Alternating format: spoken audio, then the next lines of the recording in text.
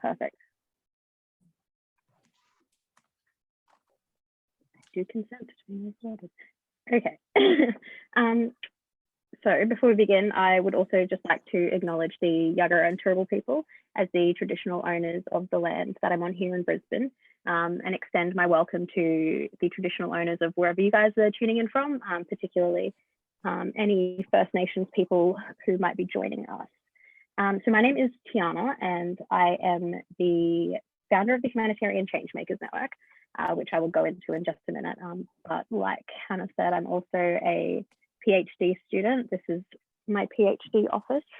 I also pretend that it's the Humanitarian Changemakers Network office, because all of our inventory is stored up in those cupboards. But unfortunately, we are still a very, very small startup, so we don't have our own space or anything like that yet. So before I founded the Humanitarian Changemakers Network, I was involved with a whole range of different organisations over the years. I did a lot of work with Amnesty International and Oxfam, and I first got involved with the Red Cross back in 2019. I attended the International Federation of Red Cross and Red Crescent Societies International Youth Meeting in Solferino, Italy, which is the place where the Red Cross movement actually began. And since then, I have just become a member of the Queensland Youth Advisory Committee. So I'm still involved with the Red Cross in that way. But the main thing I do is I run the Humanitarian Changemakers Network, which started back in 2019. It was just basically me running workshops in schools around Brisbane. I was getting asked by a lot of people that I knew who were teachers or people who had connections to some of the organisations that I'd worked for to come and teach a lot of young, mostly secondary age students all about what social change is and how they could get involved. And I really loved running the workshops, and I did that up until COVID hit, and then I couldn't really run any more workshops. And then I was like, okay, clearly this isn't a particularly scalable way of teaching young people about social change, but I was having such great feedback from all of the workshops I was running and the young people I was working with. I was like, how else can I kind of get this message out there? So since then, we have started our news platform. So we have an online news platform and a news podcast. I have an amazing team member, Lachlan, who might be in here because he did message me just before. And Lachlan is incredible. He's a journalism student who writes some really wonderful articles about different social issues. And he also interviews young changemakers for our Changemaker Q&A podcast. And then as well as that, I still run workshops and stuff for HCN. But I recently wrote the book, The Changemaker In You, which basically takes the social change framework that I'm going to be teaching today and the framework that I teach in all of our workshops, and it's kind of at the center of everything we do. And it kind of fleshes it out in a little bit more detail, and I share a lot of personal stories from the work that I've done or people that I've met to kind of just help you contextualize and understand the different types of social change a little bit better and the different ways that you as a young person can work to bring them out. If you guys stick around to the end of the workshop, I also have a discount code that will get you $15 off the book. And I'll share that with you a bit later. I also have, how can I get rid of, there we go. We also have a store called Changemaker Co.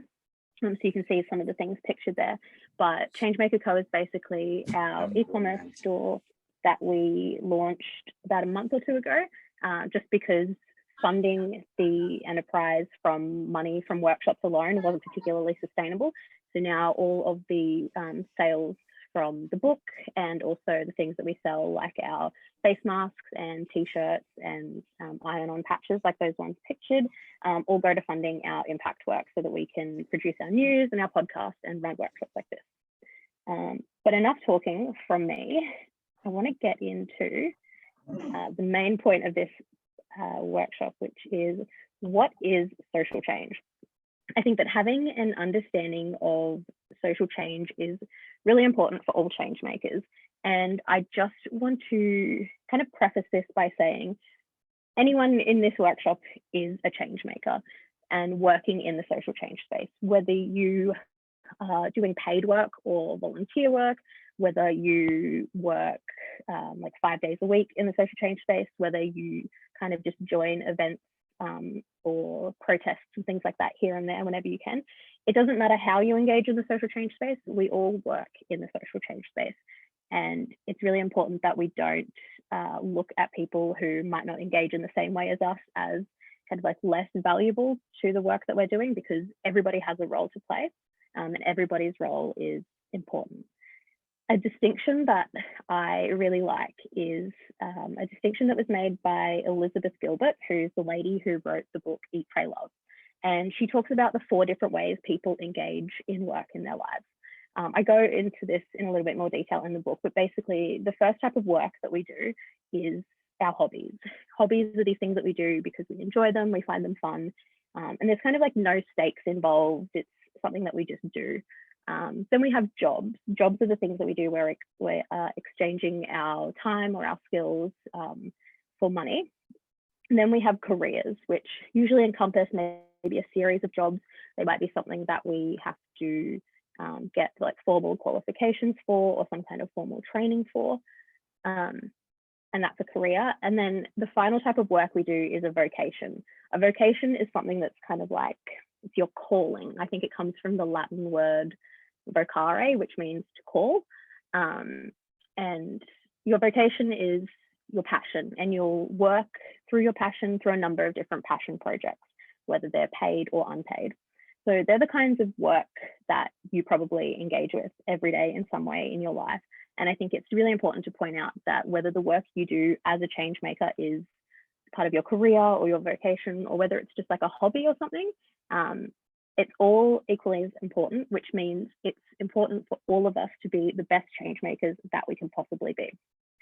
So with that said, a few misconceptions about what social change is. I think when people think about social change, a lot of the time, we think of things like protesting, activism, campaigning, petitions, all these sorts of things. But these aren't actually examples of social change.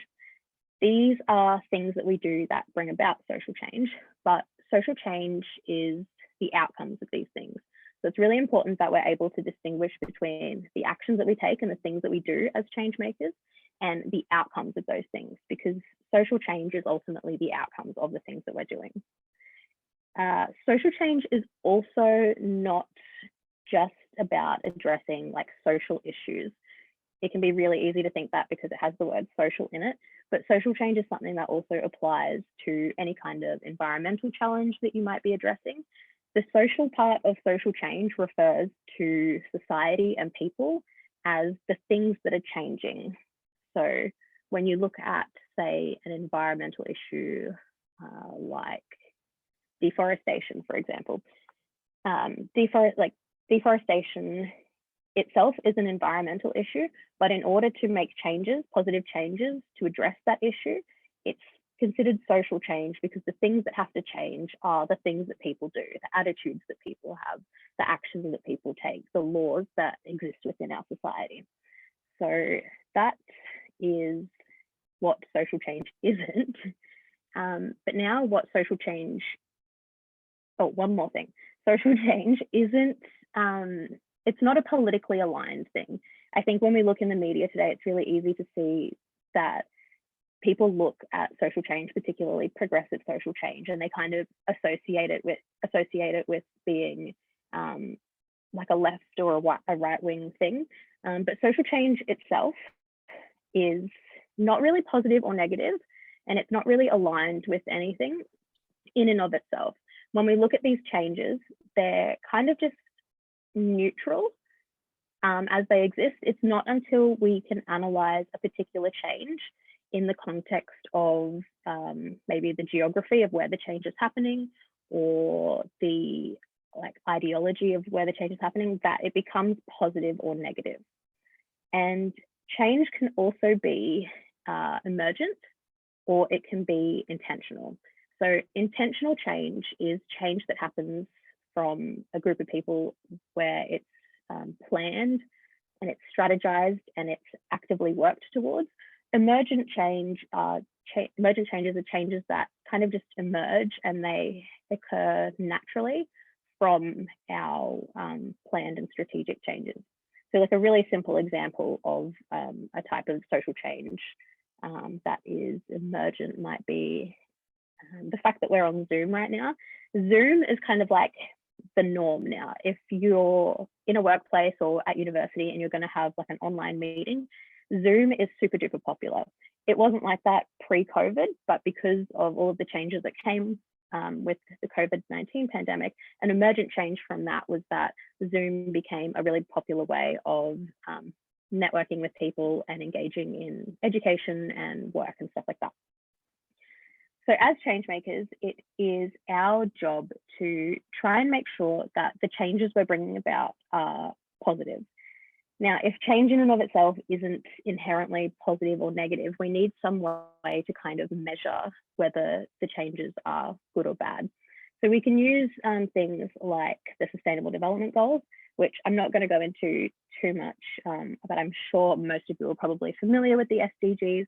They are the 17 goals that all 193 member countries of the United Nations agreed upon back in 2015 to work towards and transform our world. And another example of something you could use to measure whether social change is good or bad would be something like the Universal Declaration of Human Rights and international human rights standards. So, with all of this said, as change makers, it is up to us to be really strategic in the ways that we bring about change and how we respond to any emergent change that happens. Now, the framework that I'm about to teach you is not the only way to understand social change, but I find that it's a very helpful way of understanding social change, and a lot of young people think so too. The framework is something that has been adapted from a 2015 study that looked at gender equality. And what we've done at the Humanitarian Changemakers Network is just adapt this sociological framework so that it is pretty much applicable to any type of social change that is being brought about, not just gender equality. Now, when we talk about social change, there are 4 different ways to categorize social change, remembering that social change is the outcomes that we're bringing about, not the things that we're doing. So there are 2 kind of opposing factors that will determine what type of social change a specific change is. So the first is whether it is individual and collective or systemic. So individual and collective changes are basically the changes that will affect individuals and people within a society or a collective community, or it will affect the things that people kind of like tangibly need in their everyday life to flourish. So that's what individual and collective change is. Systemic changes are changes that happen to the broader social institutions that make up a society. So it's all of the structures and processes that exist, and they kind of shape how business as usual is done within a society, and kind of how society functions as a whole. The other opposing factor is whether the change is informal or formal. So informal changes are kind of changes that we can't really easily measure. They might not be really well documented, or they might be a little bit more subjective. And so it can be harder to identify and analyze these. But then we have formal changes, which are the really tangible, quantifiable changes that we see. They might be really well documented within the society, and so it's quite easy to measure these ones. Now, what I'm going to do is take you guys through this framework in a little bit more detail and explain what these 4 types of social change are. So if you have any questions, I actually can't see the chat. Tiyana, I'll keep an eye on questions. Okay, cool. Yeah. If you just let me know if there's any questions, because I think it will be easier to answer the questions as I go. Yep. anybody have any questions at this point? What I'm going to do is take you through each 4 quarters of our framework, so each part of this quadrant, and explain what each of these types of social change looks like in a little bit more detail, and then also how you can work to bring it about as an individual. But before I move forward, does anybody have any questions? I've been talking a lot. Okay. Feel free to either pop it in the chat or turn yourselves off mute.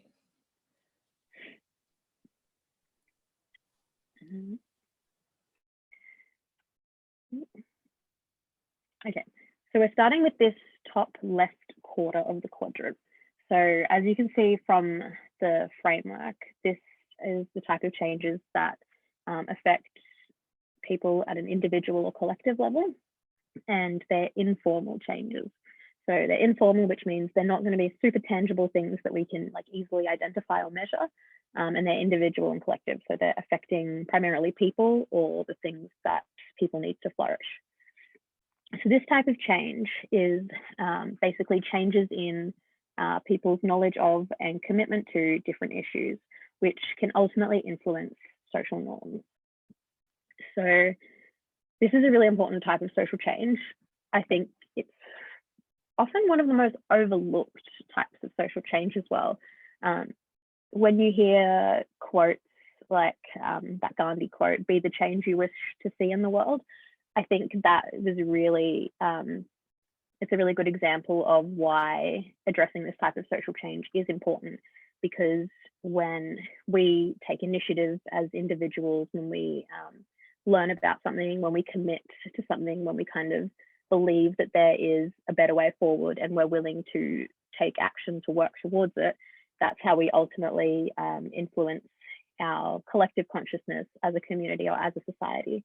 And that's how we change our social norms. So examples of this might be when people become like more aware of an issue. So I think a good example was how the Black Lives Matter movement, one of like the outcomes of the Black Lives Matter movement in Australia was that people became more aware of things like Indigenous rights and racism in Australia. So that kind of increased awareness. That's an example of this type of change. It's not something that we can super easily measure.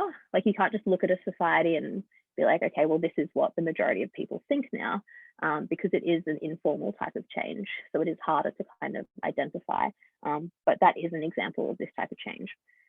Another example might be when people say no to plastic bags at the supermarket. This is a type of individual and collective informal change, because people have most likely improved their knowledge of the impacts that plastic has on the environment.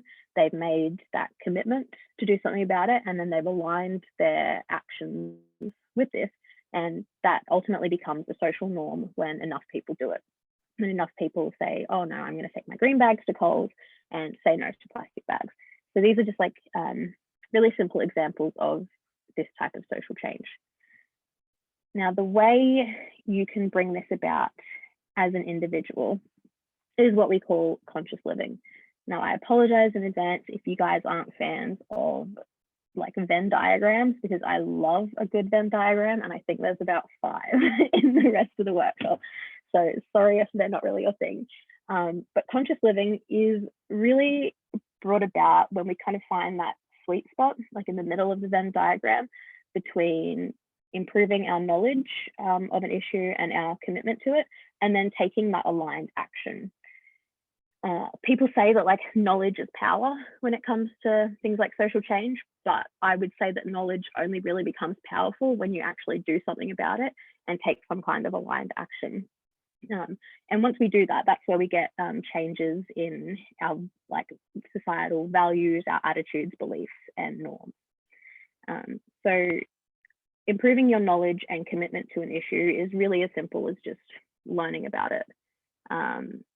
Whether that's reading books, whether it's watching documentaries, whether you study something in like tertiary education, any kind of like education to learn about the issue and the causes of the issue, and then also the potential solutions to that, That's how we improve our knowledge and commitment to it.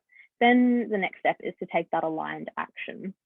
And obviously, we do this as much as it is practicable and possible. We can't be expected to bear the burden of, massive issues like climate change or whatever as individuals, especially when it can be really difficult sometimes. Sometimes taking that aligned action might be more expensive. Choosing to buy, like if you wanted to, I don't know, like be zero waste or something, that would be obviously more expensive than just buying regular groceries at a supermarket. So you've got to kind of do what is kind of like within your power, whatever's practicable and possible. If you're somebody who is like more than capable of taking green bags to the supermarket every time you do your shopping, but you just are kind of like lazy and choose not to, that's probably not the best. But it's all about taking aligned action as best you can, and not being too hard on yourself either. Does anyone have any questions about, so we've got, this is informal, individual, and collective change.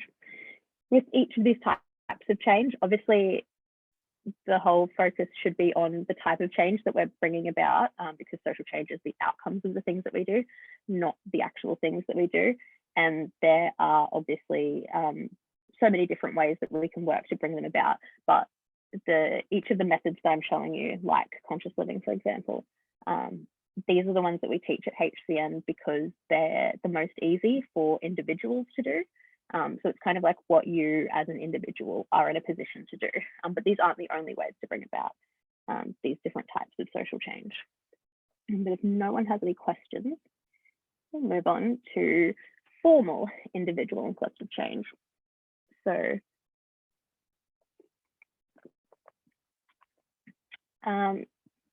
formal, if this is a type of formal change, so these are the things that we can kind of more easily look at a community or our society, and we can really tangibly measure them. We can see them, we can feel them and touch them potentially, but it's still changes that really benefit society at an individual and collective level. So this is all about improving and increasing the resources that are available to people that they need to flourish. So examples of resources, I don't think money is, money is arguably not a resource in the context of social change.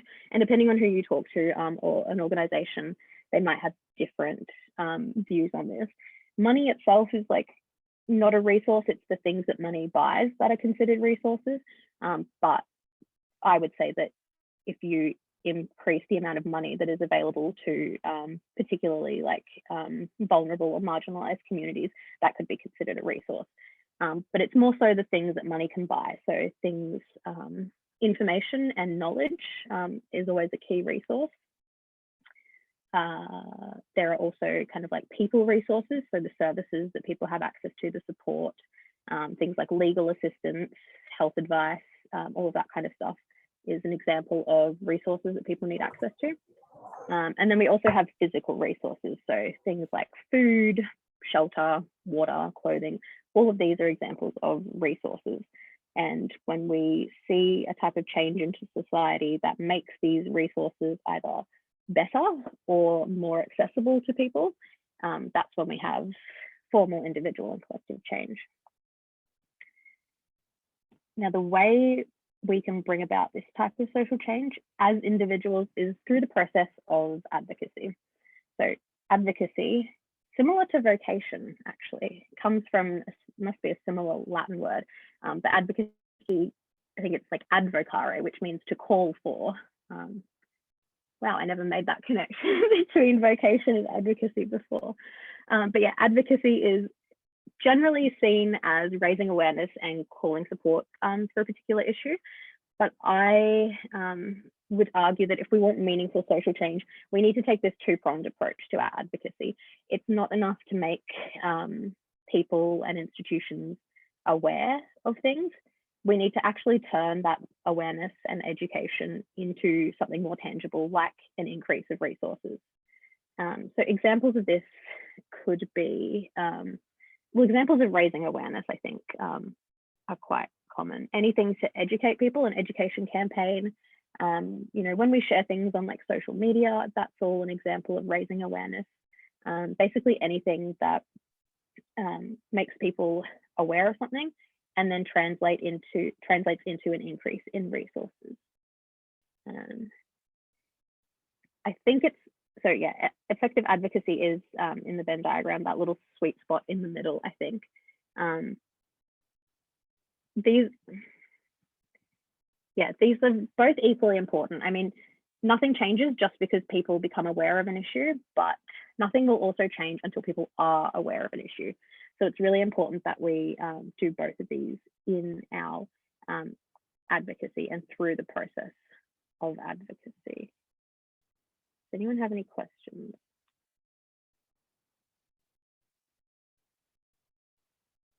Okay. So now we're moving on to the bottom right quarter of the quadrant. So this is still a type of formal change. So these are changes that we see in a society that are very tangible. We can measure them, we can see them, we can look at how they've changed throughout history or throughout a period of time.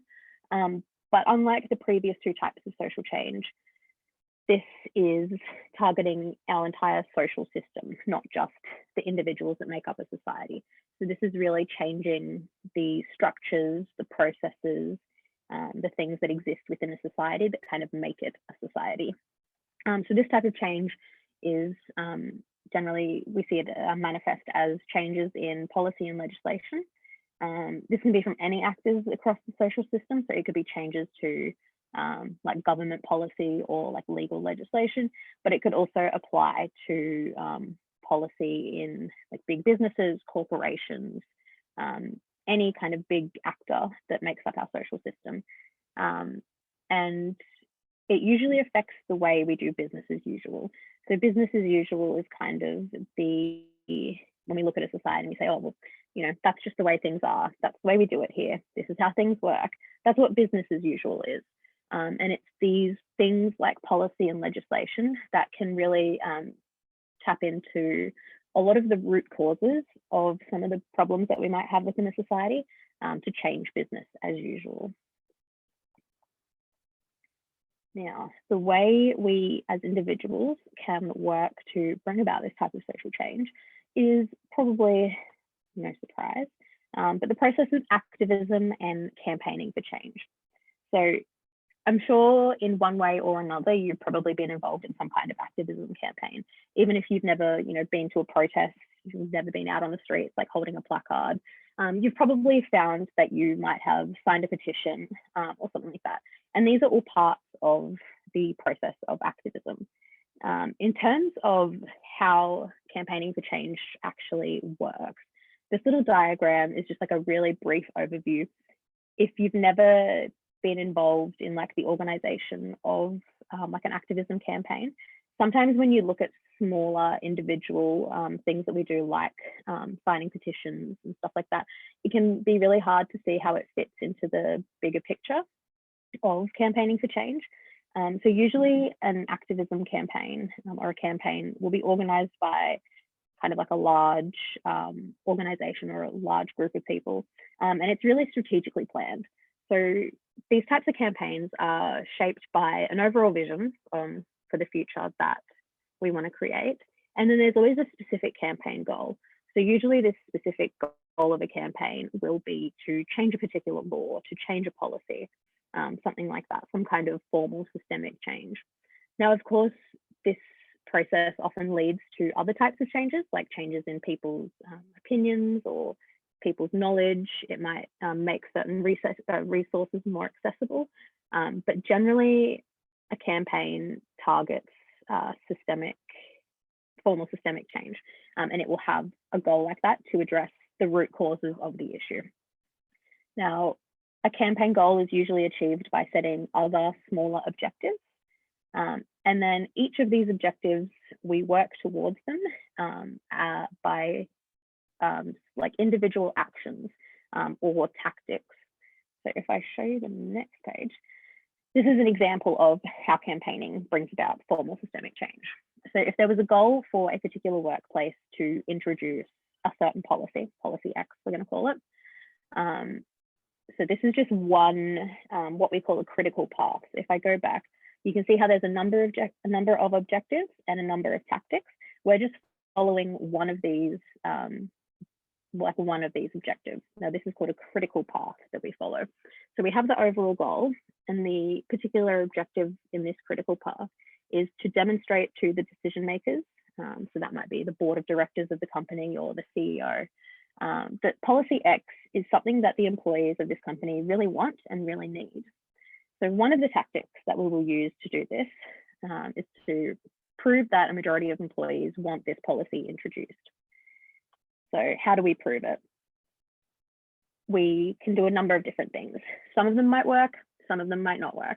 But the first thing we could try would be to get a list of, start a petition and get a list of signatures from all of the employees who really want this policy to be introduced. Another example of an action would be to get our employees to schedule a meeting with maybe their supervisor or like their boss to have a conversation about why they really think policy X would benefit them. And the third thing we can do is maybe get the employees to share some social media posts to kind of make it publicly known that they are in favor of this particular policy. So this critical path basically shows how all of these individual actions are the things that we as individuals within the world of social change can do, but they fit into this broader picture. If we follow the critical path, we can see that all of these individual actions that we're taking are all part of a bigger tactic, which is part of a bigger objective towards our overall goal. So that's just a little overview of how campaigning for change brings about formal systemic change. The final type of change that we have is our bottom left quarter of the quadrant of our framework. And this is changes to the institutions and things that make up our social system, and their ability to kind of shape the things that we consider to be cultural norms, any kind of exclusionary practices, or our living conditions.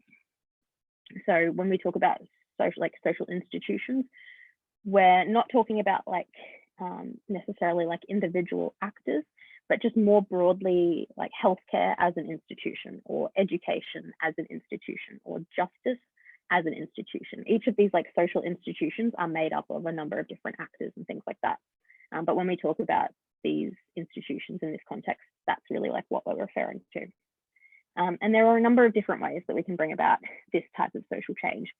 And I think arguably it's probably the type of change that us as individuals potentially kind of can have the least amount of power towards.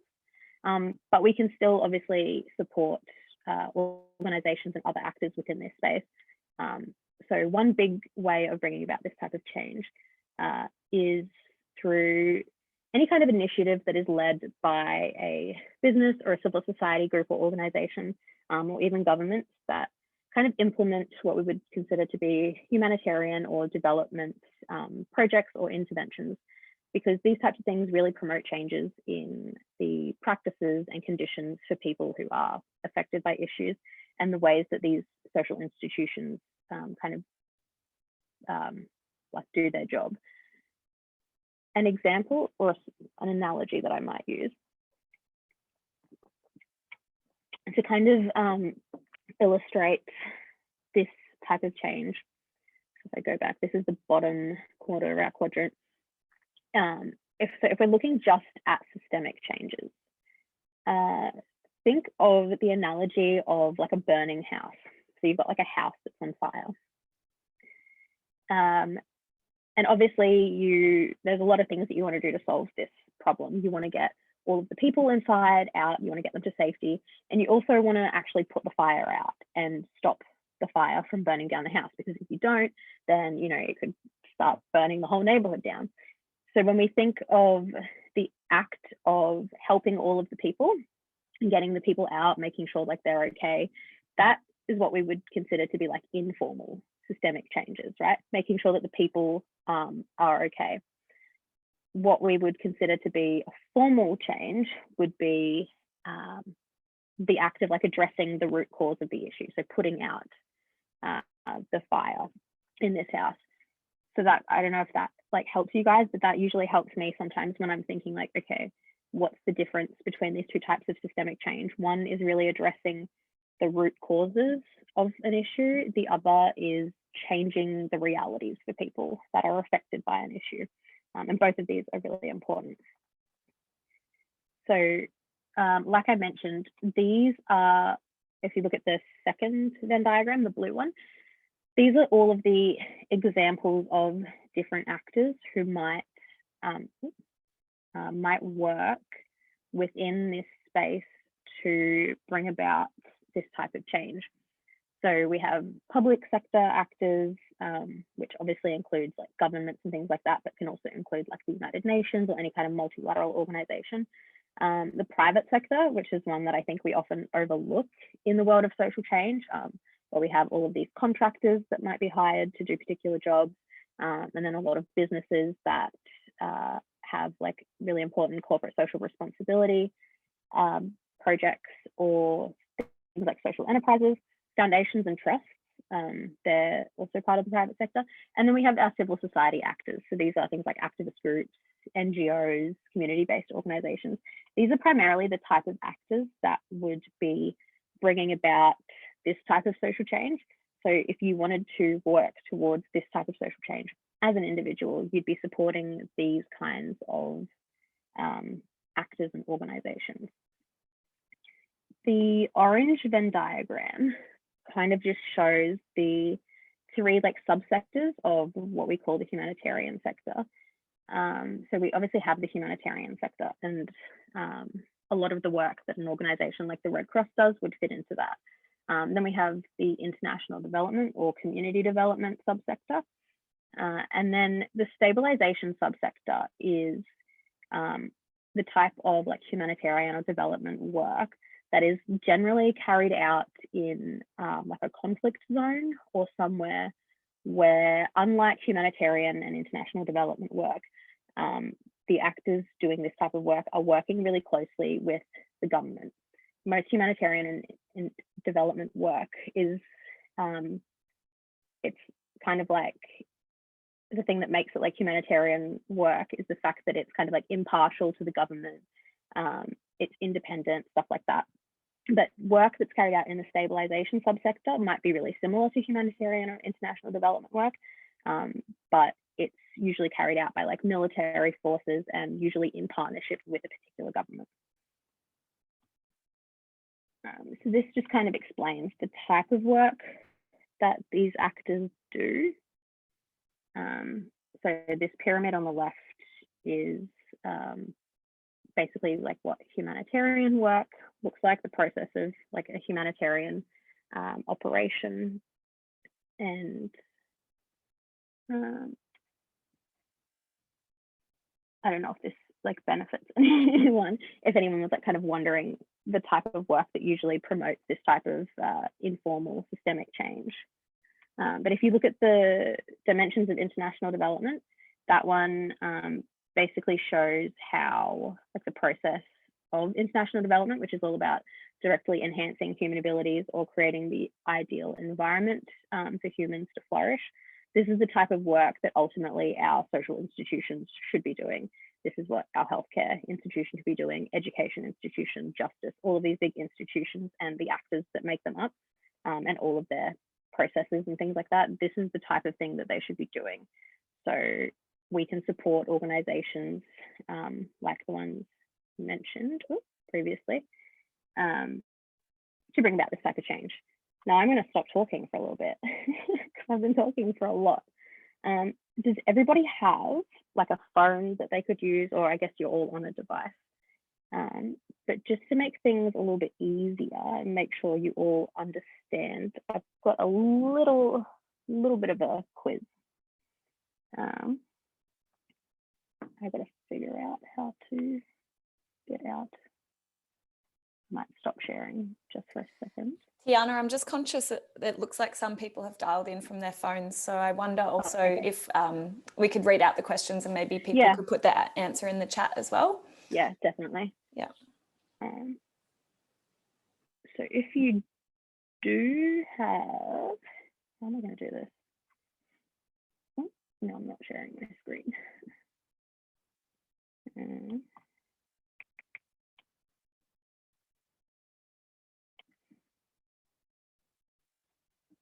on, I know what I'm going to do. Go away.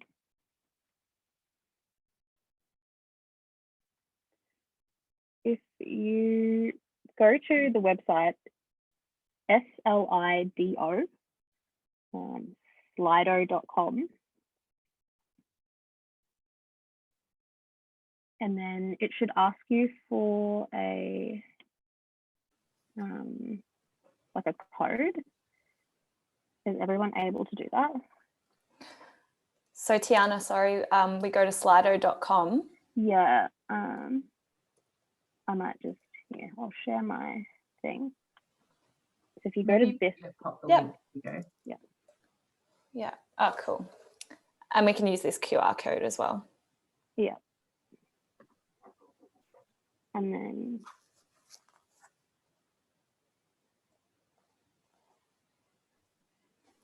once give you guys another second, and then I'll switch my screen to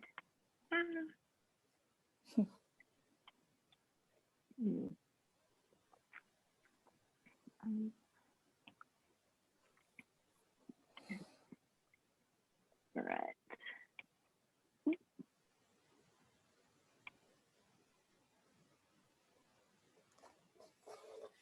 Does anybody need more time or whatever to connect to the thing?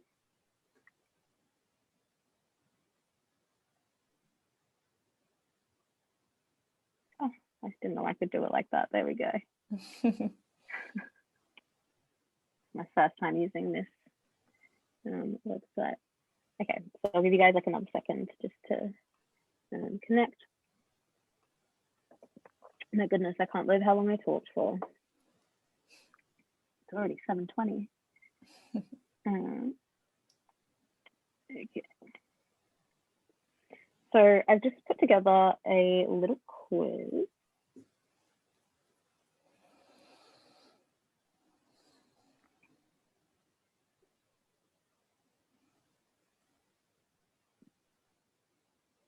Oh, cool. So it's just like 3 questions just to kind of see if you guys understand the framework. If you don't, that's okay. It took me a while to get my head around the framework, and I think it's also more of a reflection on me as a presenter if you guys don't get it. Okie dokie.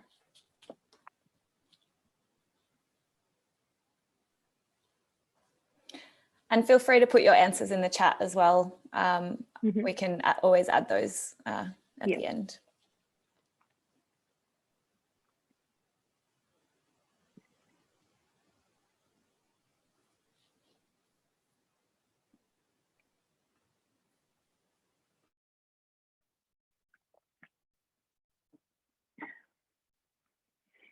Righty.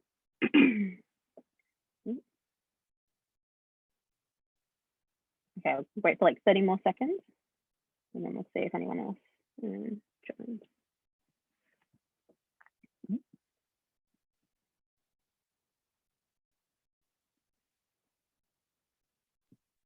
Oh my gosh, I recognize so many names. Oh, this is exciting.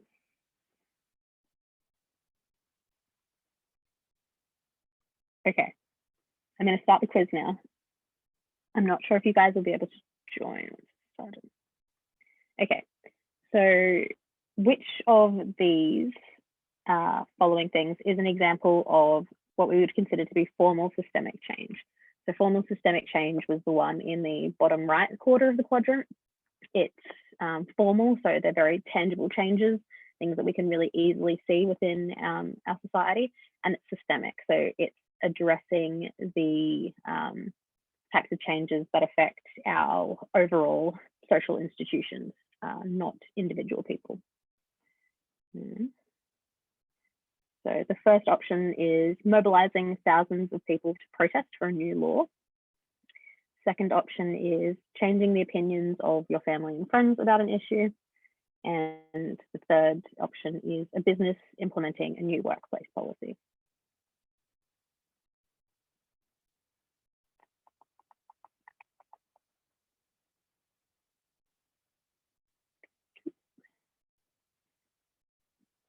There's one more person.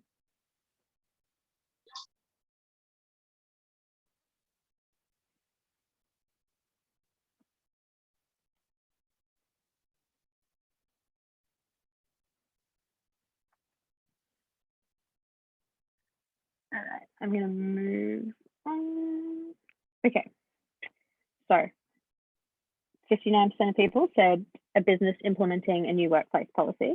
5% said changing the opinions of your family and friends about an issue, and 36% said mobilizing thousands of people to protest for a new law. The correct answer is a business implementing a new workplace policy. So the 36% of you who said mobilizing thousands of people to protest for a new law, very close, but remembering that social change is the outcomes of the things that we do, not the actual things that we do. So the outcome of the act of protesting could be implementing a new law, but unless that law is actually implemented, that's not really social change. Social change would be the new law being implemented. Changing the opinions of your family friend about an issue, also an example of social change, but not formal systemic change. Changing the opinions of your family and friends about an issue would probably be informal, individual and collective change, or depending on the scale, if it was like if you were educating people like your family and friends more formally, then that could also be formal, individual and collective change. Next question.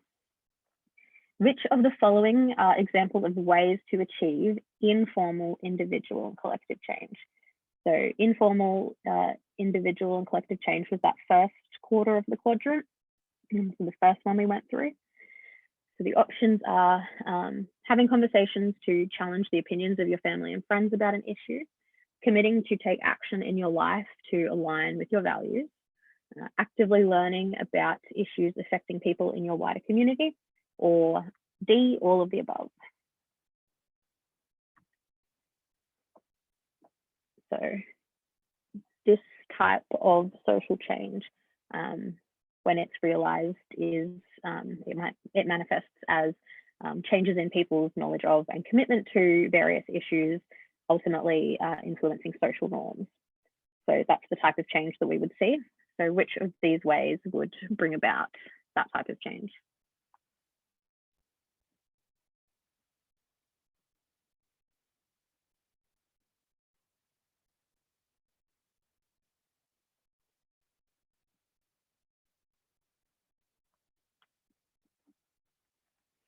Yeah, I think we're waiting for like one or two more.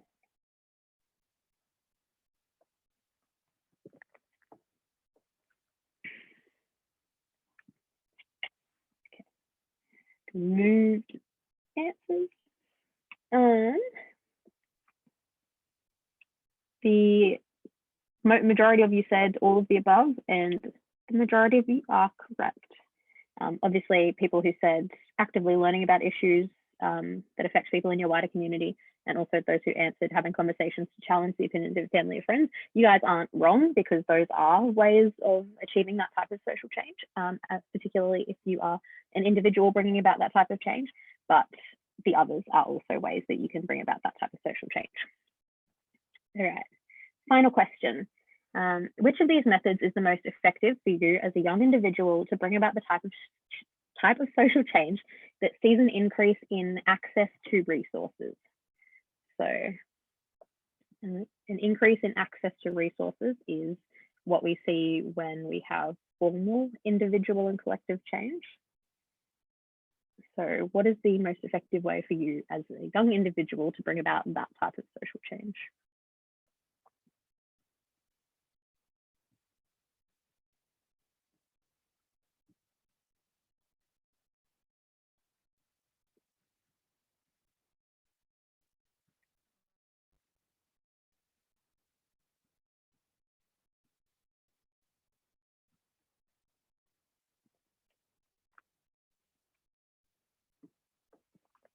A little hint, I don't know if it'll help for anyone who hasn't answered, but this is, I don't know if I said this before.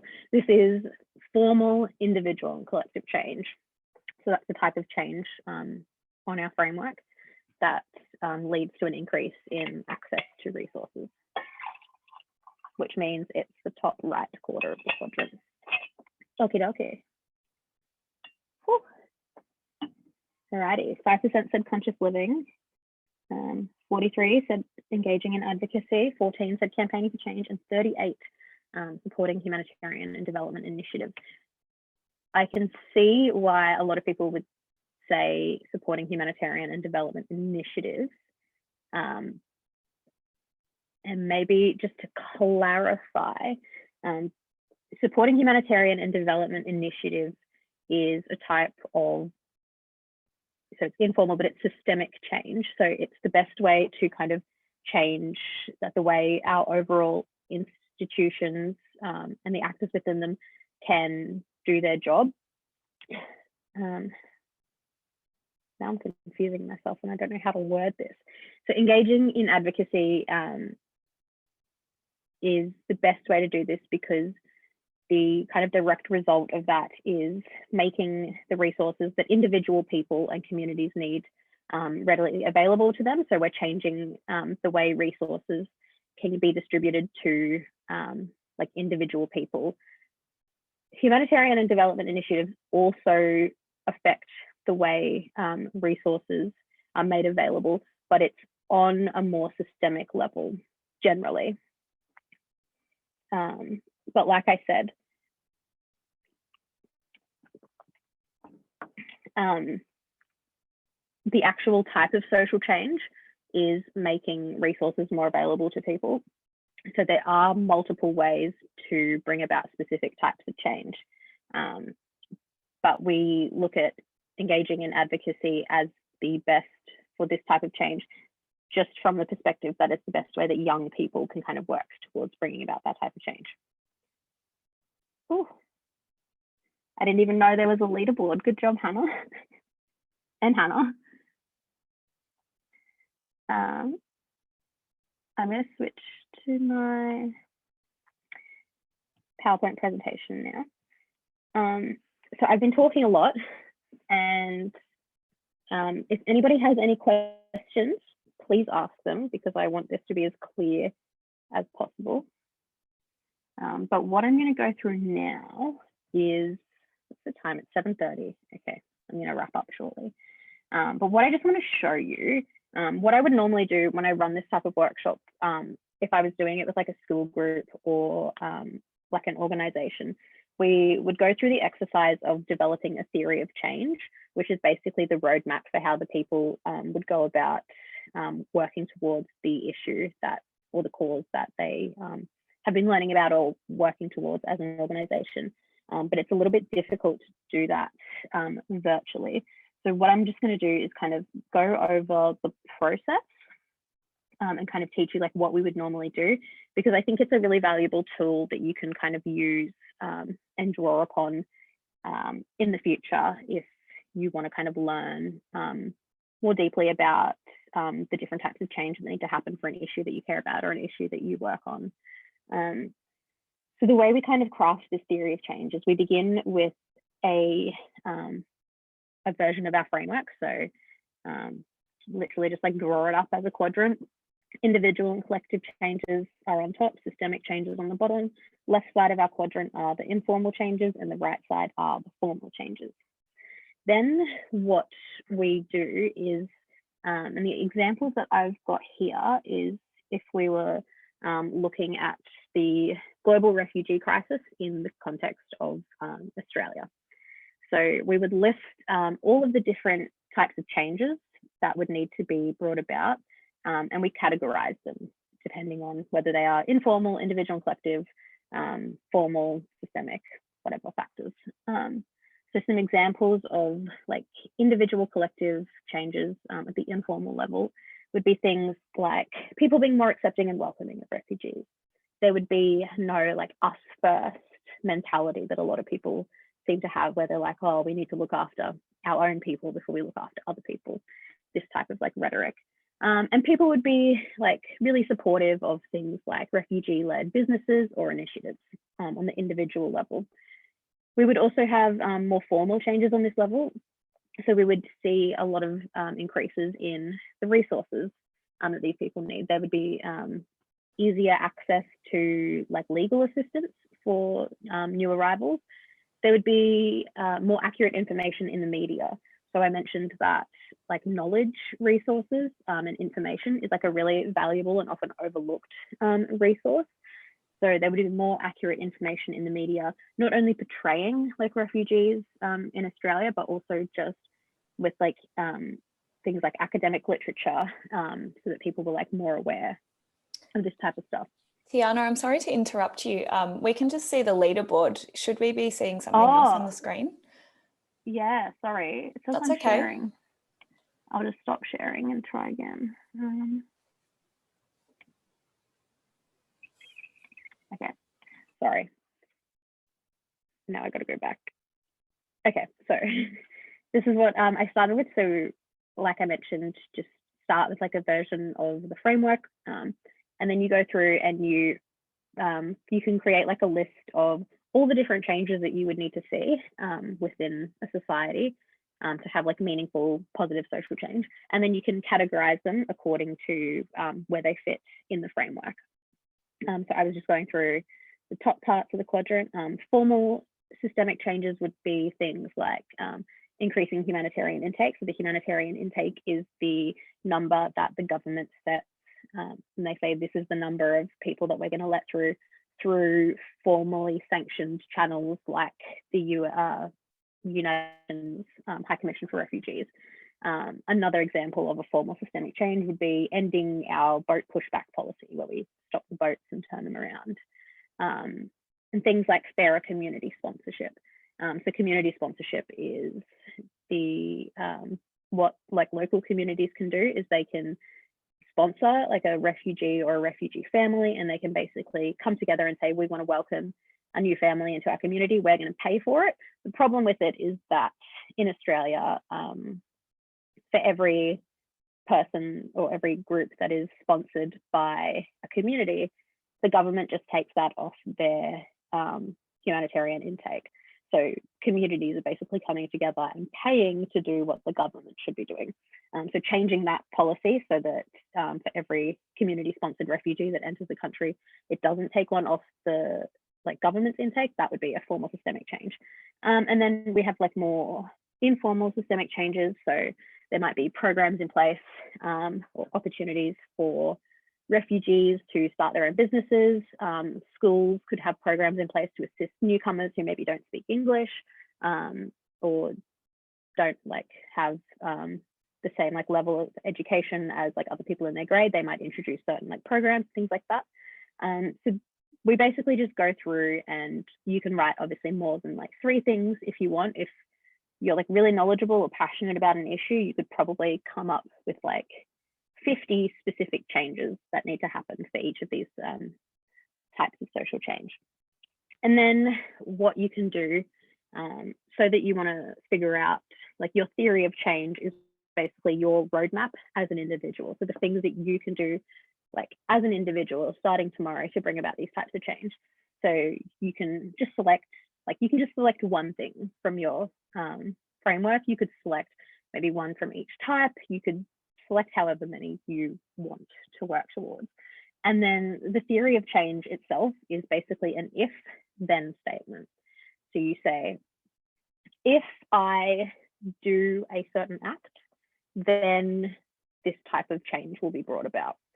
So it'll likely be, if I And the thing that you're going to do will probably fall into the category of one of those things. So it'll be some kind of like conscious living action. It will be some kind of like effective advocacy, some kind of campaigning for change, or some kind of like support for humanitarian or development interventions, but not necessarily, but it will likely be one of those for each of those respective types of change within the framework.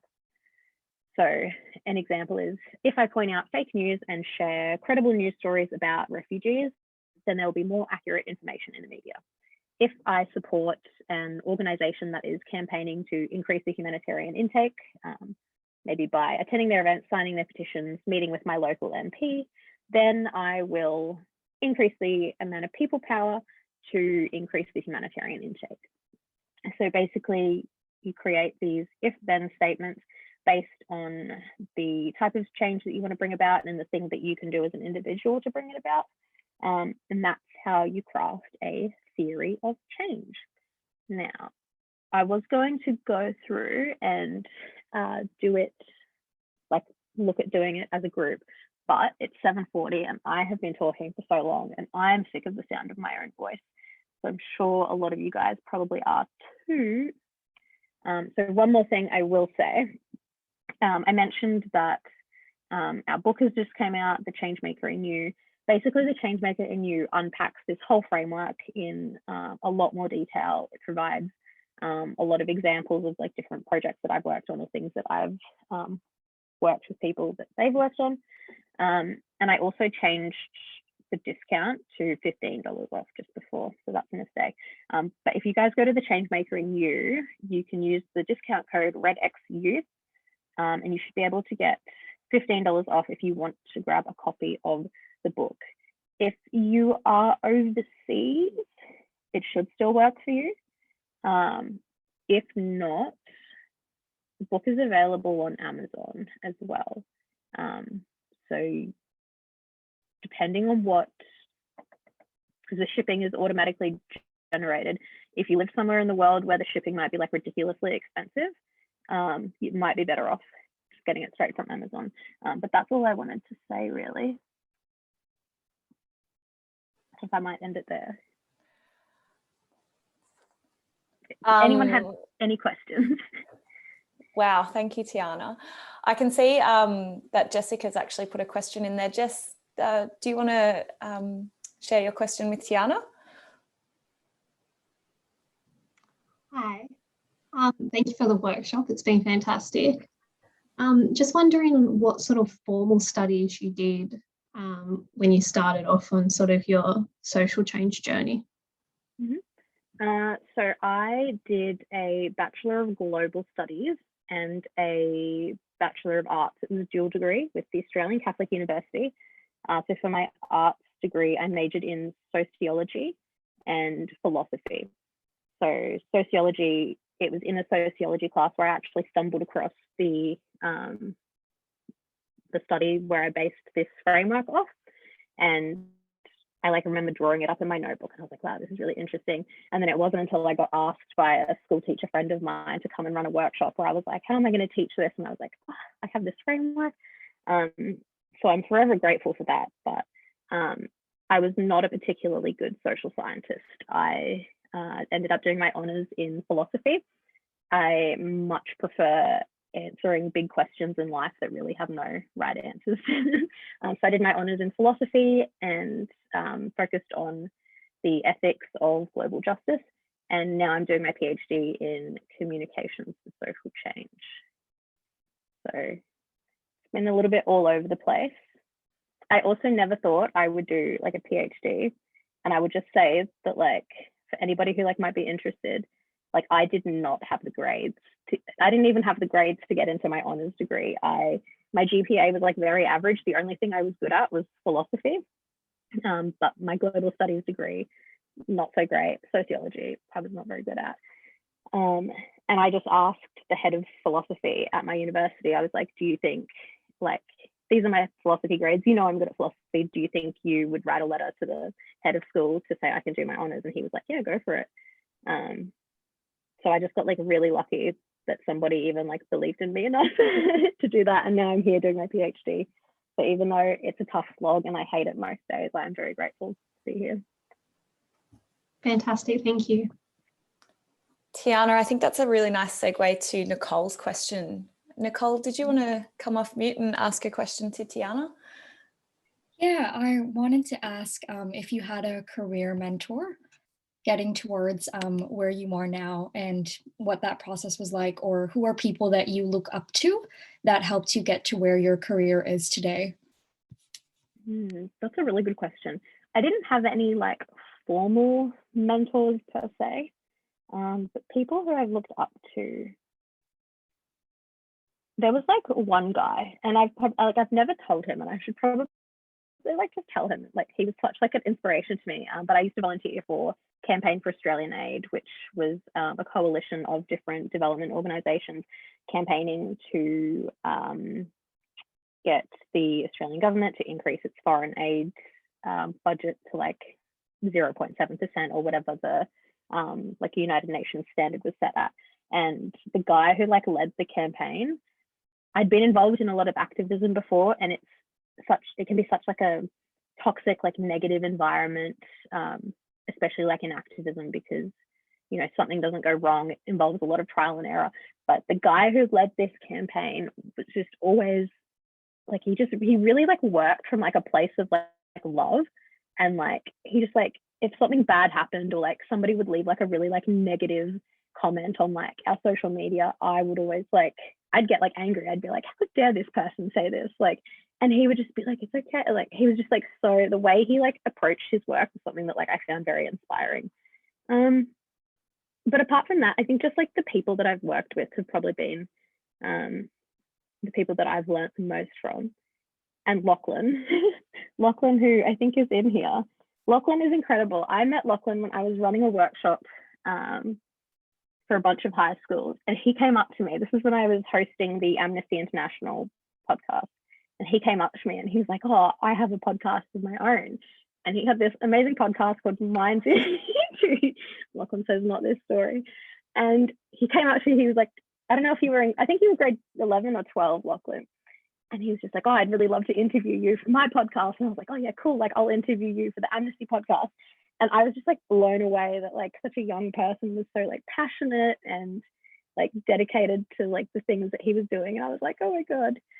And then Lachlan was actually the first person I told about when I was like, I have this idea, I want to start like HCN, don't really know what to do. And Lachlan was like, yeah, do it.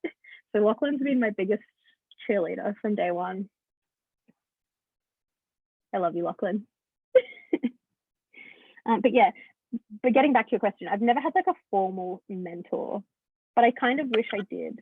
I've had business mentors in like the last few years, and I found that like really helpful because business is something that I like have no understanding of, and starting a social enterprise is like a whole new world for me. But if anybody like wants to like have a chat to me or whatever, like you guys can like follow me on Instagram, like drop me a DM. If you like live in Brisbane, I'm always up for like a coffee at the UQ campus because I'm here like 5 days a week. So I'm happy to be someone's like mentor if they want. Thanks for that, Tiyana. Appreciate it.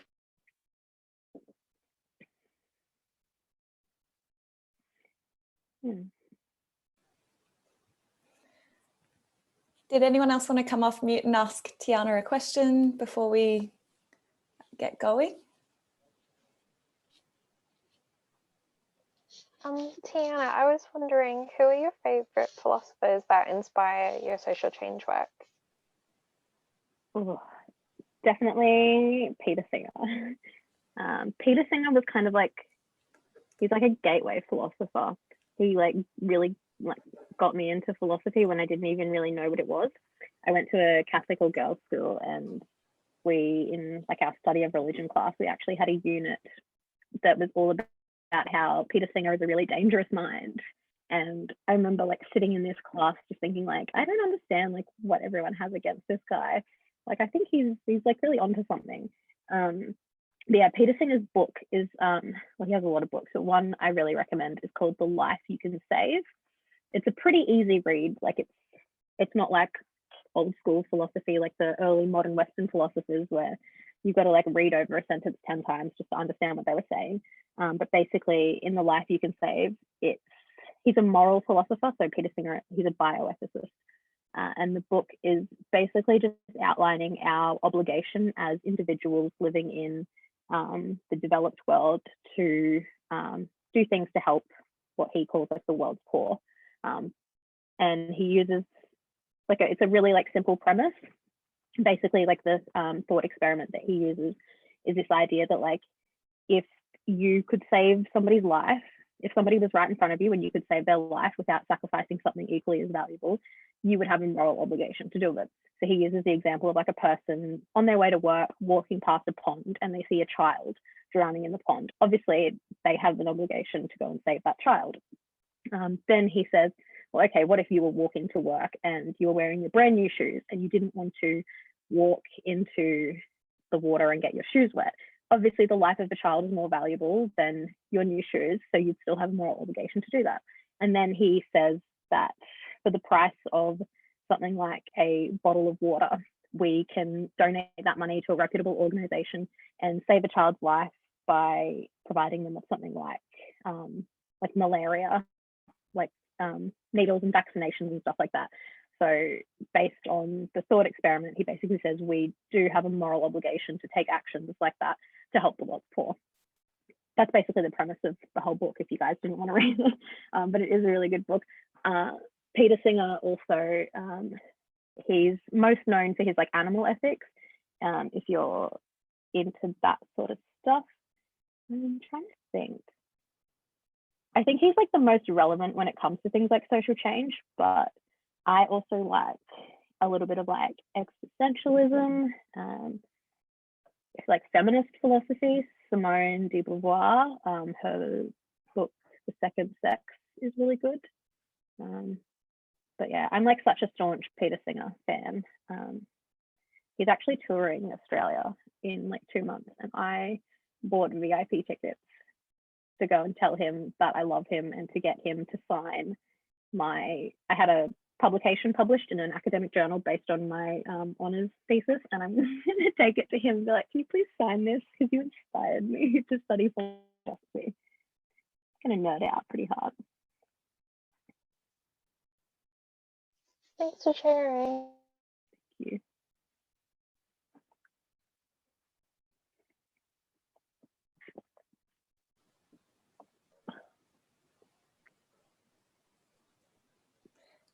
Did anyone else want to come off mute and ask Tiyana a question or share some of their reflections on the group? One more question. Yeah. I just want to ask, obviously you're very involved in the social change space and advocacy.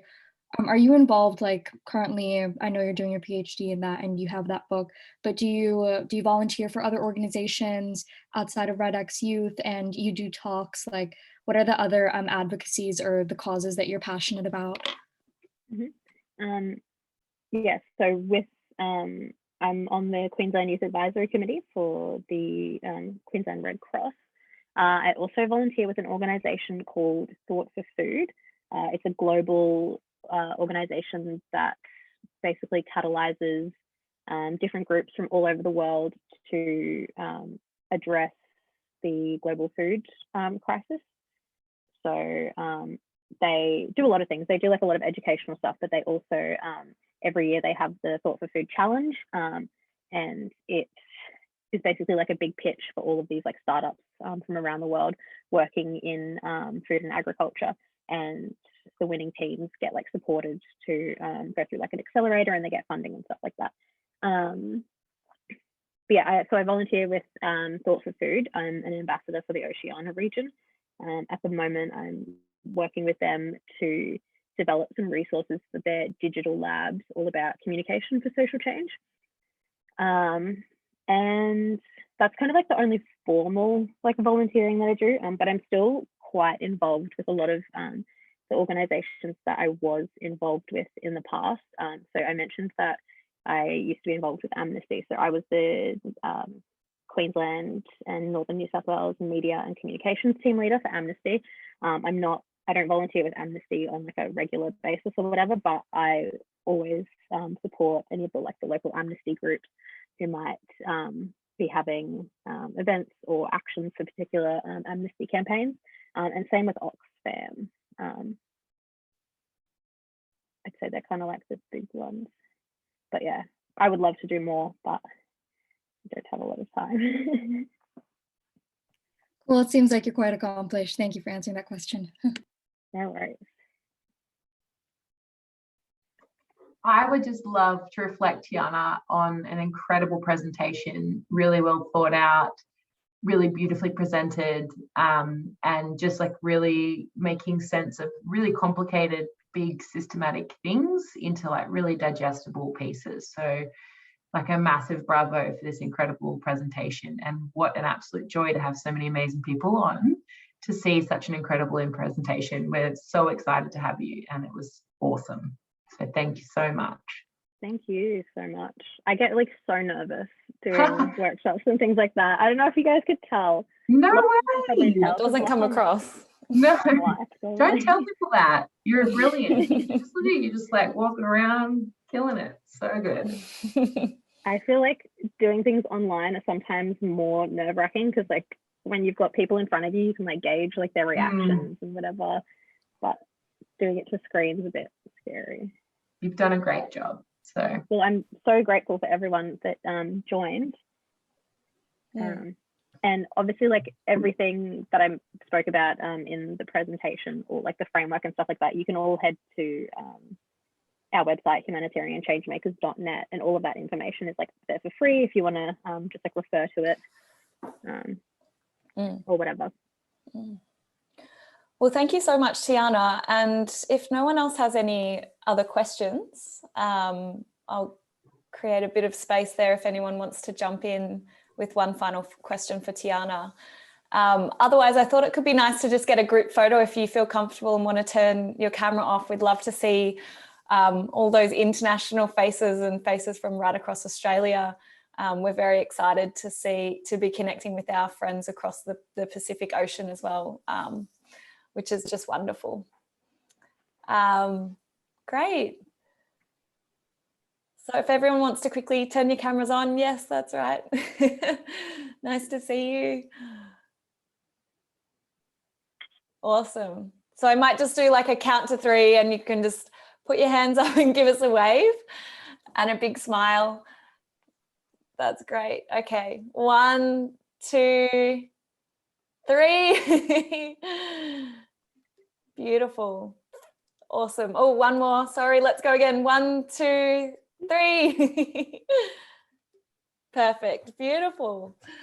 Well, wow. Thank you so much, Tiyana. That was absolutely incredible, and echoing the sentiment of everyone in the chat and people's questions and feedback. It's been, we've seen as even people exit, people just echoing what a fantastic session it's been, and that they've learned so much. And I think Blaze summed it really well, that you've taken these complex ideas and created such a simple framework that just seems so useful. And I loved the theory of change kind of concept, and thinking about what's the actual social change that I want to see, and then breaking it down into those quadrants into really simple actions.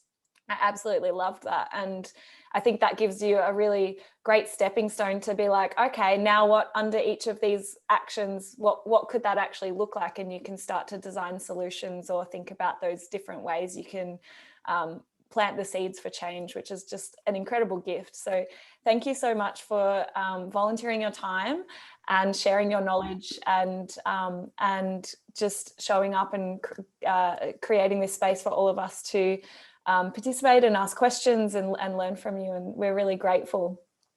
I'll be sharing the recording of this session with all the participants. And as Tiyana said, you can connect with us on Instagram and via LinkedIn. And we have a newsletter, which I think most of you will have subscribed to during the registration process. So we're going to be running more of these sessions as well. I will also, sorry, Hannah, just jump in there and just plug a little event we're running next week on the 24th of June.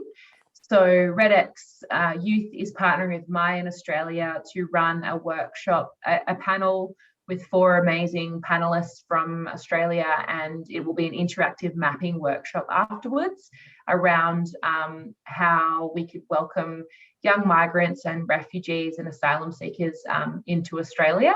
So a good chance to put this social change action into action. So if you're interested in that, check out the socials. It's up tonight, and it will be going out in the EDMs tomorrow as well. So make sure you have a look at that. Yeah. And Tiyana has just kindly said that she'll share the slides with us, which is an incredible resource. So thank you so much, Tiyana. So in closing, I highly recommend you check out the Humanitarian Changemakers Network. It's also an amazing resource, and Tiyana's book, The Changemaker In You, which is no doubt equally as full and interesting and valuable. So please use the discount code RedXYouth, and yeah, I wish you all well. I never know how to end. Be gone. No. Everyone. Thanks so much, everybody. Thank you. Bye.